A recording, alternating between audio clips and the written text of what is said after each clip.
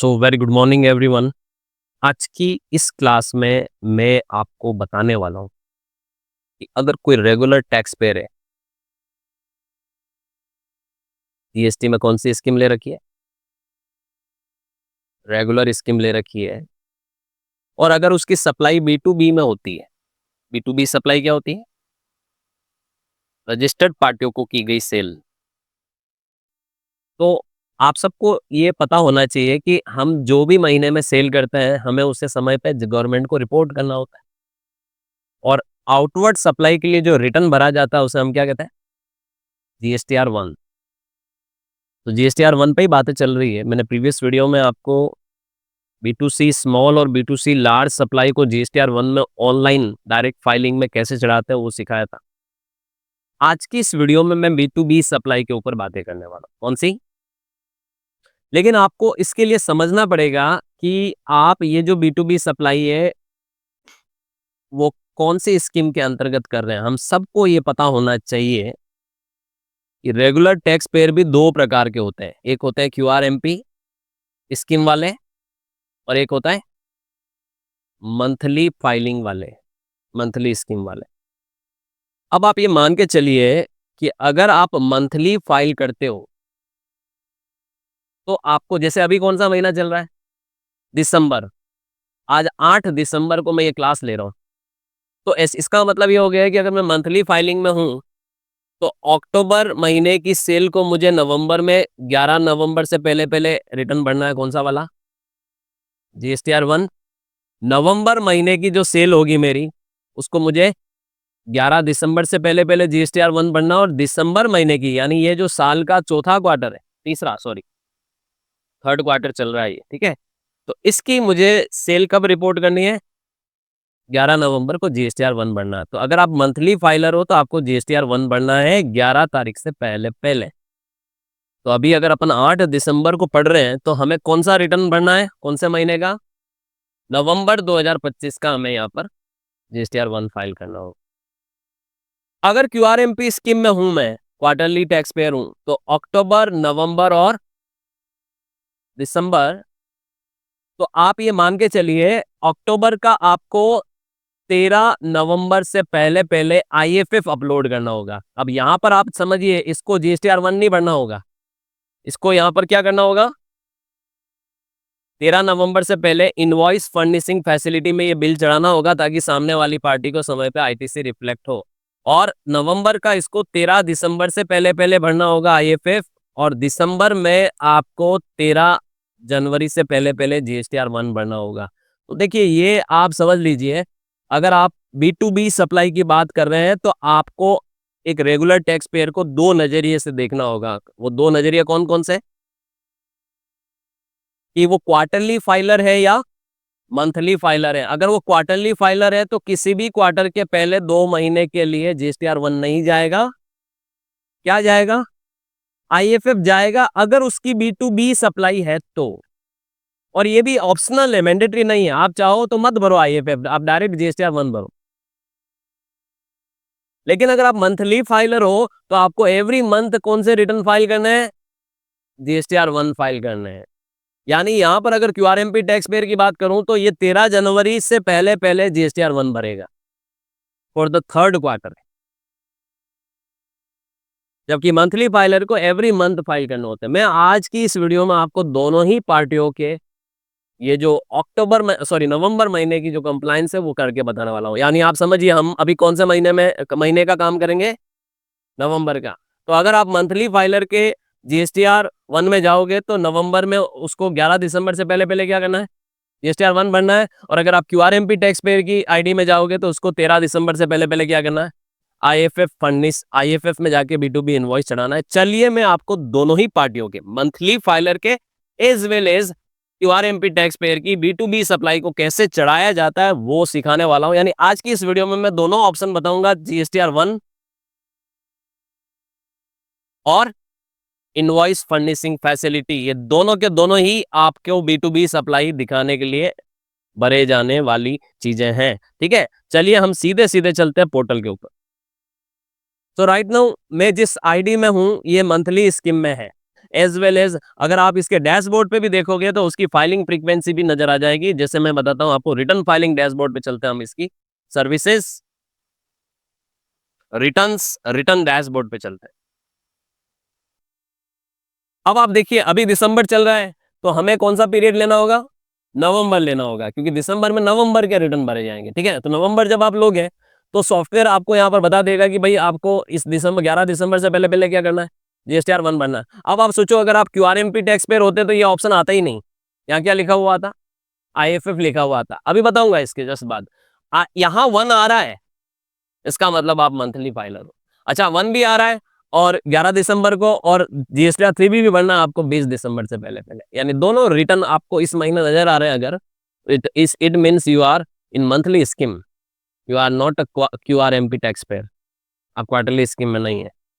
Quarterly scheme आप तभी तक ऑप्ट कर सकते हैं जब तक आपका टर्नओवर 5 करोड़ से कम है।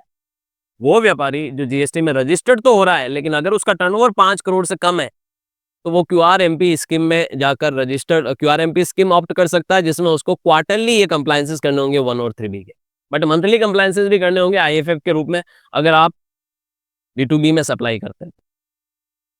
तो GSTR 1 में हम B2B सप्लाई को कैसे चढ़ाएंगे मंथली टैक्स पेयर के लिए, चलिए देखते हैं। तो GSTR 1 है, प्रिपेयर ऑनलाइन कर रहे हैं।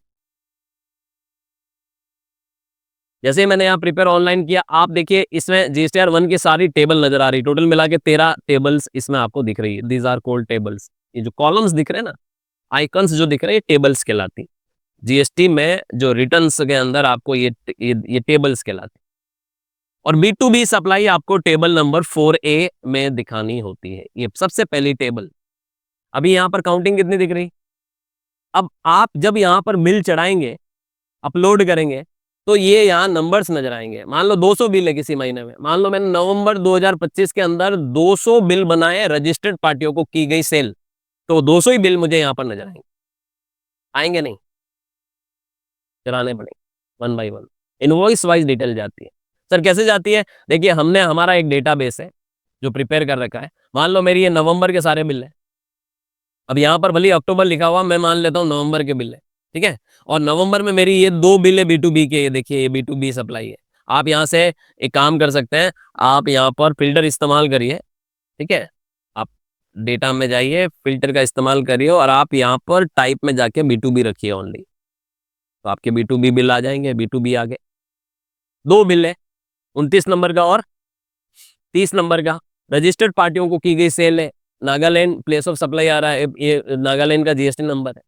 मान लो यहाँ पर मैंने जो ये आईडी ओपन कर रखी है राजस्थान की है, तो राजस्थान से नागालैंड मतलब यहाँ CGST SGST का मामला नहीं आएगा, कौन सा आएगा, IGST का आएगा। ये तो मैं किसी डेटाबेस को समझा रहा हूँ आपको, तो आपको बस ये ध्यान रखना है कि राजस्थान टू नागालैंड अगर आप बता रहे हो सेल, तो IGST का मामला है।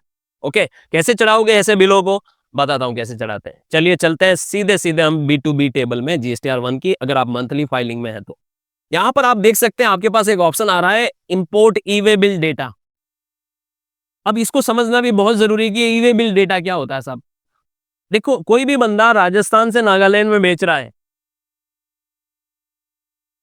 गुड्स, अगर गुड्स का व्यापारी है, तो सर्विस प्रोवाइडर के केस में नहीं बात कर रहा हूं, गुड्स का व्यापारी है, राजस्थान टू नागालैंड को बिलिंग कर रहा है, IGST लगाएगा बिल के अंदर, तो राजस्थान से नागालैंड माल कैसे जाएगा, या तो बेचने वाला भेजेगा या मंगवाने वाला आके लेके जाएगा। अगर मंगवाने वाला आके लेके जा रहा है तो आपकी तो राजस्थान टू नागालैंड सेल ही नहीं हुई, आपकी तो प्लेस ऑफ सप्लाई क्या होगी, काउंटर, काउंटर सेल कहलाएगी वो तो। अब कोई नागालैंड का व्यक्ति आया, अपनी गाड़ी लेके आया, मेरी दुकान पे आया और वो चीजें लेके जा रहा है, तो मेरे को क्या मतलब है वो कहाँ का है, तो मैं बिल में कभी भी IGST नहीं जोड़ूंगा, क्योंकि मैंने गुड्स कहाँ बेचा, काउंटर पे सेल की। काउंटर सेल किसे कहते हैं, अपनी दुकान पे जो माल बेचते हैं उसे काउंटर सेल कहते हैं। तो जब आप काउंटर सेल कर रहे हो तो वो इंट्रा स्टेट सप्लाई कहलाएगी, न कि इंटर स्टेट। आप बिल में हमेशा क्या जोड़ोगे उस केस में, CGST SGST जोड़ोगे, राइट। IGST वाला बिलिंग ही नहीं होगा उस केस में, भले ही वो नागालैंड की पार्टी। आपका हेडेक ही नहीं है ई-वे बिल बनाने का, ये उसका हेडेक है ई-वे बिल बनाने का। क्यों, राजस्थान से नागालैंड लेके जा रहा है, वो खुद एक व्यापारी, तो ये उसका हेडेक है, वो ई-वे बिल बनाएगा, आप नहीं बनाने वाले उस केस में ई-वे। सप्लायर की लाइबिलिटी तब बनती है ई-वे बिल बनाने की, जब सप्लायर गुड्स का क्या करता है, मूवमेंट करता है। और अगर सप्लायर गुड्स का मूवमेंट कर रहा है तो ऑब्वियस सी बात है, यहाँ तो मूवमेंट हुआ ही होगा, गुड्स उड़ के तो नहीं गया होगा। अच्छा उड़ के भी गया तो भी मूवमेंट हुआ है। समझना, माल कैसे न कैसे तो भेजा होगा भैया। माल आपने ट्रकों से भेजा होगा, अपनी गाड़ी में भेजा होगा, आपने कहीं ट्रांसपोर्ट में डलवा दिया होगा, आपने जीटीए की सर्विस ली होगी, आपने रेलवे से भिजवाया होगा, आपने एरोप्लेन से भिजवाया होगा, आपने जहाज में भिजवाया होगा, नाव में भिजवाया होगा, कैसे भी भिजवाया होगा, उसका मूवमेंट तो डेफिनेटली हुआ होगा और किसी न किसी मोटराइज्ड कन्वेंस में हुआ होगा। मोटराइज्ड कन्वेंस क्या होती है? ई वे बिल के नियम क्या होते हैं आप समझ लीजिए। ई वे बिल उस केस में बनाना अनिवार्य हो जाता है जब आप गुड्स का मूवमेंट करते हैं। आप एक व्यापारी है, आप जो मूवमेंट कर रहे हैं वो आपके लिए वस्तु है जिसका आप मूवमेंट कर रहे हैं, और 50,000 से ज्यादा की अगर आपकी गुड्स की सप्लाई हो रही है, 50,000 से ज्यादा की वैल्यू का माल है, तो ई वे बिल बनाना पड़ता है अगर मोटराइज्ड कन्वेंस में आप गुड्स का मूवमेंट कर रहे हो। अब राजस्थान से नागालैंड मोटराइज्ड कन्वेंस में गया होगा, ऐसी किसी गाड़ी में या ऐसी किसी व्हीकल में गया होगा जिसमें मोटर लगी होगी? नहीं सर, ऊंट गाड़ी में भेजा मैंने तो। ऐसा भी हो सकता है, लेकिन ना राजस्थान से नागालैंड तो आप ऊंट गाड़ी में, बैलगाड़ी में या साइकिल पे नहीं ले जाओगे माल। तो ऐसे केस में डेफिनेटली 50,000 से ऊपर की वैल्यू, अब हमारे केस में देखिए नहीं है, दोनों ही बिल छोटी वैल्यू है, 50,000 से ऊपर की वैल्यू के नहीं है। इसका मतलब दोनों पे ई वे बिल नहीं बना होगा। तो आप यहां से डेटा ई वे बिल से इंपोर्ट भी करोगे तो नहीं आने वाला।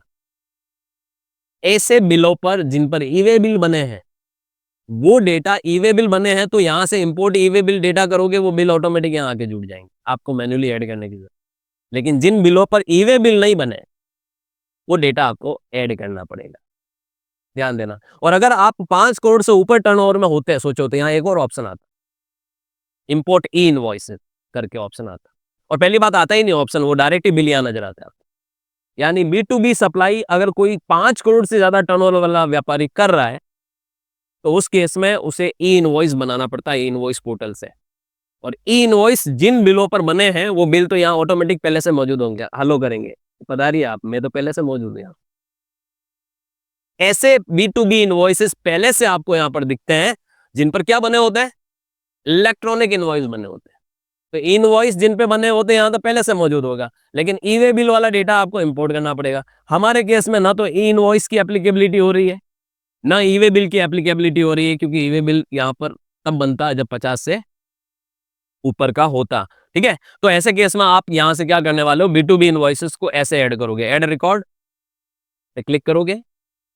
देखिए, मैं आपको इस क्लास में यही सिखाने जा रहा हूं कि कोई भी व्यापारी ऑनलाइन जीएसटी रिटर्न कैसे भरेगा, जीएसटीआर 1 कैसे भरेगा, कैसे वो जीएसटीआर 1 में बी टू बी सप्लाई को चढ़ाएगा।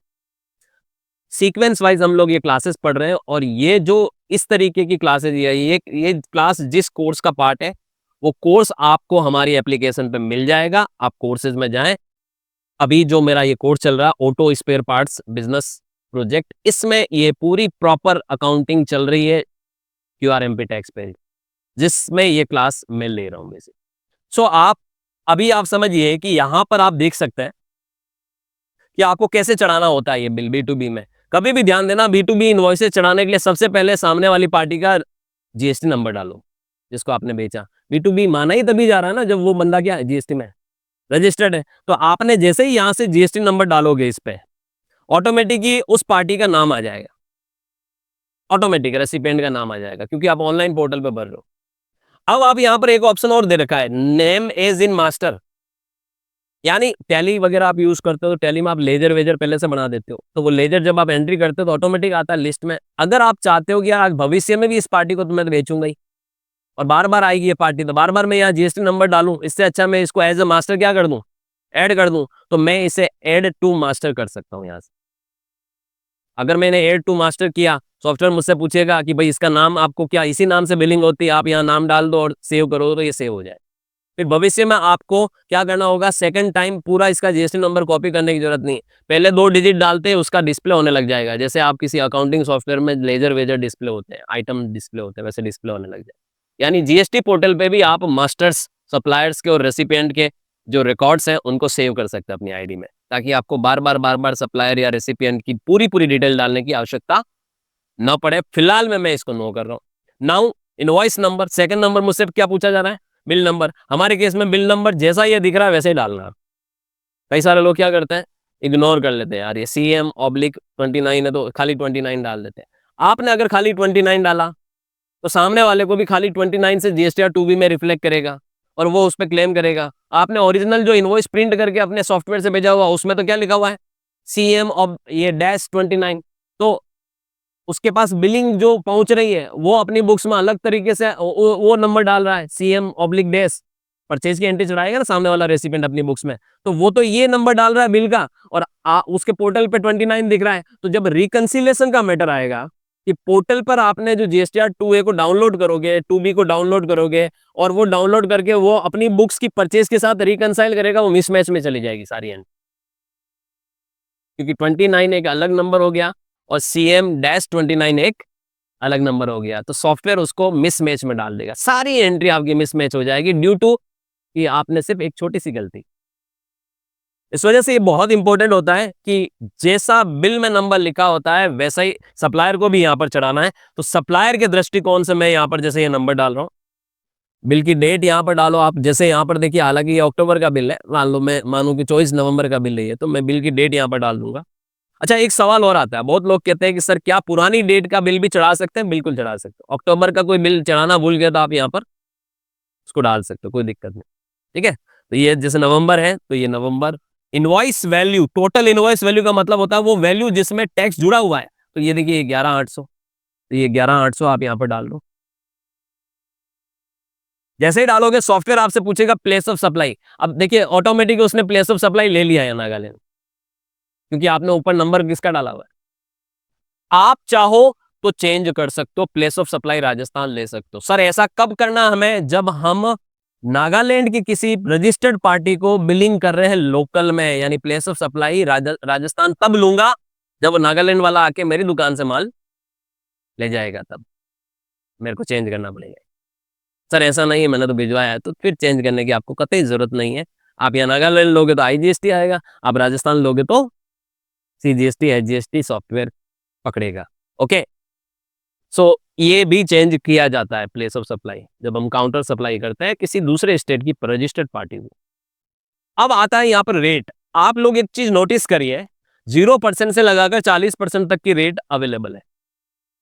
आपको मैं याद दिलाता हूं 22 सितंबर 2025 जब भारत में GST के इतिहास का सबसे बड़ा चेंजेस हुआ, एप्लीकेबल हुआ। 22 सितंबर 2025 से भारत में नई टैक्स स्लैब्स एप्लीकेबल की गई और कुछ स्लैब को हटाया गया।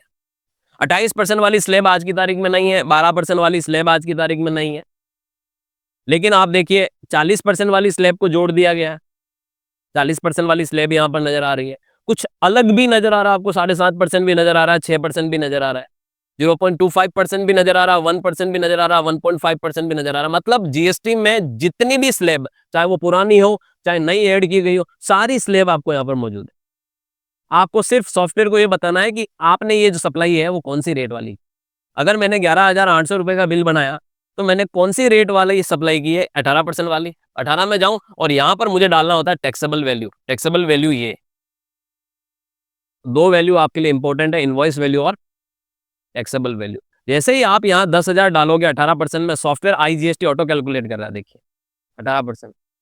लेकिन अगर आपने यहाँ पर नागालैंड प्लेस ऑफ सप्लाई की जगह पर राजस्थान लिया होता, कि आप बोलते कि यार मैं तो अपने ही स्टेट में सेल कर रहा हूँ, भले वो सामने वाला नागालैंड का क्यों नहीं हो, तो देखिए यहाँ पर जैसे आप 10,000 डालोगे सॉफ्टवेयर उसका CGST और HGST आधा आधा कर दे। जैसे CGST HGST कॉलम हेडिंग की क्या होगी, चेंज होगी, एंड नाउ आप इसको जैसे ही सेव करोगे बिल सेव हो जाएगा। चलिए मैं करके बताता हूँ आपको, ये सेव। अब आप देखिए मैंने इसको सेव कर दिया, अब मैं बैक कर रहा हूँ वापस से। ठीक है, बैक करते ही ये देखिए ऐसे नजर आता है ये रिकॉर्ड। जब आप B2B में एक एक बिल चढ़ाना पड़ेगा, एक एक बिल, जैसे अभी 2 बिल है तो आपको दूसरा भी ऐसे ऐसे चढ़ाना पड़ेगा। 100 बिल होते हैं तो 100 ही ऐसे चलाना पड़ता है अगर आप डायरेक्ट ऑनलाइन फाइलिंग कर रहे होते हैं। हालांकि हम सॉफ्टवेयर से करते हो तो ये सब करना नहीं पड़ता है, टैली से आप डायरेक्टली फाइलिंग कर लोगे, सारा डेटा आपका यहाँ पर आ जाएगा, इंपोर्ट हो जाएगा। तो सॉफ्टवेयर की मदद लेते हो या ऑफलाइन टूल की मदद लेते हो, जो मैं अर्लियर क्लासेस में बता चुका हूँ ऑलरेडी इस बैच में, तो उसमें ये सब करना नहीं पड़ता। लेकिन अगर आप डायरेक्ट ऑनलाइन आ रहे हो, ऑनलाइन वही बंदा बढ़ता है जो लिमिटेड इन्वॉइसेस के ऊपर डील कर रहा है। ठीक है सर, 5-7 बिल है, 10 बिल है, 15 बिल है, कर लूंगा, तो ठीक है। 500 बिल है, 1500 बिल है, तो फिर ऑनलाइन आपके लिए सही मोड नहीं है फाइलिंग का। फिर आपको किसी GST सुविधा प्रोवाइडर की एप्लीकेशन या सॉफ्टवेयर की मदद लेनी है, जस्ट लाइक टैली। ऑलराइट, इस तरह से B2B इनवॉइस चढ़ाया जाता है। और ऐड करना तो यहाँ से आप इस प्लस वाले निशान पे क्लिक करके आप ऐड कर दें, ठीक है। ये देखो बाहर ऐसे दिख रहा है। अब यहाँ पर आपने इसको मैन्युअली ऐड किया है, वापस से आप इसको डिलीट भी कर सकते हैं, ठीक है। आप इस पे क्लिक करिए, जैसे अभी ये दिख रहा है 1 नंबर पे आप क्लिक करिए और आप यहाँ से डिलीट कर दीजिए इसको, डिलीट। क्लियर? नाउ अब मैं आपको बताने वाला हूं दूसरे व्यापारी का कंप्लायंस जो QRMP स्कीम में है। ये तो हमने किसका देखा, मंथली स्कीम वाले की B2B सप्लाई कैसे चढ़ाई जाती है GSTR1 में। अब हम बात करेंगे QRMP टैक्स पेयर की। तो मैं यहां से अब लॉग आउट कर रहा हूं, अगेन लॉग इन कर रहा हूं। अब मैं यहां से एक QRMP टैक्स पेयर की आईडी में लॉग इन कर रहा हूं। जब आप QRMP टैक्स पेयर की आईडी में लॉग इन करते हैं तो उसका पहले 5 रिटर्न का रिटर्न कैलेंडर जो इस तरह से दिखता है, जहां पर ये नॉट एप्लीकेबल दिखता है ग्रे कलर में, क्योंकि ये तो क्वार्टरली कंप्लायंस में आता है। तो ये इस क्वार्टर का कर लिया, इन दोनों का तो नॉट एप्लीकेबल था। अभी इस क्वार्टर का, अभी इसको जैसे ये 13, देखिए मैंने बोला था ना कि ये 13 दिसंबर से पहले पहले IFF फाइल करना है, ऑप्शनल है। सीधे यहीं से रिटर्न डैशबोर्ड पे चलते हैं और फॉर द क्वार्टर नंबर 3 नवंबर महीना ले रहे हैं, सर्च कर रहे हैं। अब देखिए ये भी एक रेगुलर स्कीम में ही है, लेकिन ये QRMP टैक्स पेयर है। तो आप देखिए वो पहले वाले आईडी में जब हम गए थे तो यहाँ GSTR 1, 3B सब नजर आ रहे थे। अब इसकी आईडी में जब आए और नवंबर लिया तो क्या नजर आ रहा है, इनवॉइस फर्निशिंग फैसिलिटी नजर आ रही है, वो भी क्या है, ऑप्शनल है। 1, 3B कहाँ गए, नहीं नजर आते। तो नजर कब आएंगे, जब आप यहाँ से दिसंबर लोगे, यानी जनवरी में जब जाओगे तो 1 और 3B नजर आएंगे। देखिए 1 13 जनवरी तक, ये 3B, अभी 3B एक्टिव नहीं होगा जब तक ये महीना खत्म नहीं होगा। ओके, सो अभी देखिए मैं IFF कैसे फाइल किया जाता है वो बताता हूं। QRMP tax pair B2B supply करता है, क्वार्टरली बेसिस पे GSTR1 भरना जरूर पड़ता है, लेकिन मंथली बेसिस पे इनवॉइस फर्निशिंग फैसिलिटी में जाके वो B2B इनवॉइसेस को अपलोड करना जरूरी होता है उसके लिए, क्योंकि सामने वाली पार्टियों को टाइमली ITC लेनी होती है। अब आप सोचो आपने नवंबर में किसी रजिस्टर्ड पार्टी को सेल की, अब वो आपका थोड़ी इंतजार करेगा 13 जनवरी तक कि आप 13 जनवरी को GSTR1 भरोगे फिर उसको ITC मिलेगी। उसको तो वेरी नेक्स्ट महीना, यानी इस दिसंबर में ITC क्लेम करनी है ना नवंबर के बिलों की। वो GSTR3 भी भरेगा दिसंबर में, तब ITC क्लेम करने जाएगा। तो ऐसे केस में वो तभी ITC ले सकता है जब आप IFF अपलोड करोगे। ये ऑप्शनल है, चलिए मैं प्रिपेयर ऑनलाइन कर रहा हूँ। इनवॉइस फर्निशिंग फैसिलिटी ऐसी होती है, आप देख सकते हैं इसमें ये 3 टेबल ही नजर आ रही है, इसे कहते हैं IFF। ओनली 3 टेबल्स आपको नजर आ रही है। कौन कौन सी, एक तो B2B सप्लाई वाली, एक इससे रिलेटेड डेबिट क्रेडिट नोट, और एक होती है सप्लाई अंडर सेक्शन 95। अगर कोई ई-कॉमर्स ऑपरेटर सप्लाई करता है जिस पर वो टैक्स चुकाता है, वो डीम्ड सप्लायर माना जाता है, तो वो यहाँ रिपोर्ट करेगा इस, अगर वो भी QRMP स्कीम में है तो। नाउ B2B इनवॉइस यहाँ पर चढ़ाना कैसे, वैसे चढ़ाना है जैसे उसमें चढ़ाया। उसमें गए, एड रिकॉर्ड में गए, ये सेम टू सेम ही आपको दिखेगा, अलग कुछ नहीं दिखने वाला। यहाँ सामने वाली पार्टी का GST नंबर डालोगे, यहाँ इनवॉइस नंबर डालोगे, इनवॉइस की डेट डालोगे, टोटल वैल्यू डालोगे, प्लेस ऑफ सप्लाई लोगे, और नीचे वो रेट वाला कॉलम आएगा, रेट डाल के सेव करो। मतलब बिल सेव करने का तरीका दोनों में क्या है, सेम ही है। और जैसे ही बिल सेव करोगे बाहर आपको यहाँ पर क्या होगा, उसका नंबर नजर आने लग जाएगा। जैसे मान लो आपके 15 बिल है, तो 15 ही 1 बाई 1 आपने चढ़ाया, तो यहाँ 15 काउंटिंग नजर आ जाएगी। और ये करने के बाद आप प्रोसीड टू फाइल करेंगे, और जैसे ही प्रोसीड टू फाइल करेंगे, ठीक है, सॉफ्टवेयर आपसे ये आपको पूरी समरी दे देगा। यहाँ पर ये समरी है, कंसोलिडेटेड समरी की, आपने क्या क्या डाला। और अब आप फाइल स्टेटमेंट करोगे। जैसे आप फाइल स्टेटमेंट करोगे, सॉफ्टवेयर आपको ले जाएगा लास्ट में डिक्लेरेशन वाले पार्ट पे, जहां पर आपको इस चेकबॉक्स पे क्लिक करना है, अपना नाम सेलेक्ट करना, और ये 2 ऑप्शन यहाँ पर दिख रहे हैं आपको, file with DSC, file with EBC। कंपनियां हैं, LLP है, फर्म्स जिनको कहते हैं पार्टनरशिप फर्म्स है, उनको डिजिटल सिग्नेचर सर्टिफिकेट वाले ऑप्शन से फाइल करना होता है। इस पे जब वो क्लिक करते हैं और DSC अटैच्ड होगा डोंगल, तो वो DSC से उनको फाइलिंग करनी पड़ती है। बाकी SSC जितने भी होते हैं उनको EVC, इलेक्ट्रॉनिक वेरिफिकेशन कोड के जरिए फाइलिंग की जाती है। तो इस पे क्या होता है, जब मैं इस पे क्लिक करूंगा वीसी पे तो एक और मोबाइल और ईमेल आईडी पर क्या जाएगा, ओटीपी जाएगा। वो ओटीपी मेरे को यहाँ डालना होगा और सबमिट करते ही फाइल हो जाएगा। तो ये फाइल करना ज़रूरी होता है। एक तरह से कहते हैं ये रिटर्न ही है, ये रिटर्न ही है, रिटर्न भी तो ऐसे ही भरा जाता है। ये रिटर्न नहीं है। बस कहने में वो कि यार मेरे को तो जीएसटीआर 1 क्वार्टरली भरना पड़ता। अगर बी2बी में सप्लाई होती है, तो फिर आप भले ही क्यूआरएमपी स्कीम लेके बैठे हुए हैं, आपके लिए उतनी हेडेक है जितनी मंथली टैक्स पेयर के लिए। आपको हर महीने बी2बी इनवॉइसेस चढ़ाना ही है आईएफएफ में, और तीसरे महीने में जाके आपको जीएसटीआर 1 भरना ही है, 3B भरना ही है। पेमेंट तो आपको मंथली बेसिस पे हर महीने करना ही है।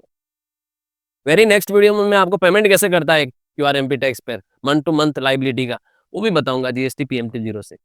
बट आज की इस वीडियो में आपको ये डेफिनेटली सीखने को मिला होगा कि बी2बी सप्लाई को कैसे चढ़ाया जाता है। अगर कोई भी, आप देखो, आप अपने आप को प्रिपेयर करो एक कंसल्टेंट की तरह, कि मेरे को कल को फ्रीलांसर काम करना पड़ गया, मैंने 8-10 पार्टियां पकड़ ली जिनके लिए मैं काम कर रहा हूं, तो मेरे पास तो कोई भी क्लाइंट आ सकता है, मंथली फाइलिंग वाला क्लाइंट भी हो सकता है, क्यूआरएमपी फाइलिंग वाला क्लाइंट भी हो सकता है, मैं सबका काम कर पाऊं। अगर आपने अपने आप को कंसल्टेंट की तरह प्रिपेयर किया, वो सोच रखते हुए तैयार किया, तो फिर आपको एक बढ़िया अकाउंटेंट बनने से तो कोई दुनिया की कोई हस्ती नहीं रोक सकती, क्योंकि आपने अपनी तैयारी उस लेवल की है। एक चार्टेड अकाउंटेंट के लेवल की तैयारी जब करोगे तो डेफिनेटली अकाउंटेंट तो बाएं हाथ का खेलेगा, आप मान ही जाओगे। लेकिन सिर्फ सोच ये रखोगे कि नहीं सर, मुझे बोला गया है, मुझे जिसने कोर्स करने के लिए भेजा उसने बोला है कि तुझे तो हमारे यहाँ ही काम करना है और ये सीख के आ जा। एक लिमिटेड कंटेंट सीखने के लिए बंदा आया है क्योंकि उसको बोला गया है, तो वो सिर्फ वो लिमिटेड तैयारी कर रहा है, समझ रहा हूँ। और लिमिटेड तैयारी आपको आगे जाके अटका देगी, ना तो आपकी प्रोग्रेस होगी, ना आप उस पर्टिकुलर बिजनेस को छोड़ के किसी दूसरे बिजनेस में जा पाओगे, क्योंकि बिजनेस टू बिजनेस कंप्लायंस क्या करती है, वेरी करती है। तो आपको ओवरऑल तैयारी करना पड़ेगा। सो ये तरीका होता है आईएफएफ फाइल करने का, और ये तरीका होता है बी2बी इनवॉइसेस डालने का। आई होप आपको ये वीडियो अच्छी लगी होगी। अगर आपको ये पूरी कंप्लायंसेस सीखनी है तो आप ऑटो पार्ट्स वाला कोर्स यहाँ पर परचेज कर सकते हैं, जो मेरा रनिंग में है। एवरीडे इसमें नई वीडियो आती जाती है। अभी रिसेंटली इसमें 22 कंटेंट्स रिकॉर्ड हो चुके हैं, जिसमें स्टेप बाय स्टेप हम एक क्यूआरएमपी टैक्स पेयर की फाइलिंग सीख रहे हैं और सारे रिटर्न्स को बहुत डीप लेवल पर एक्सप्लोर कर रहे हैं। Thank you so much.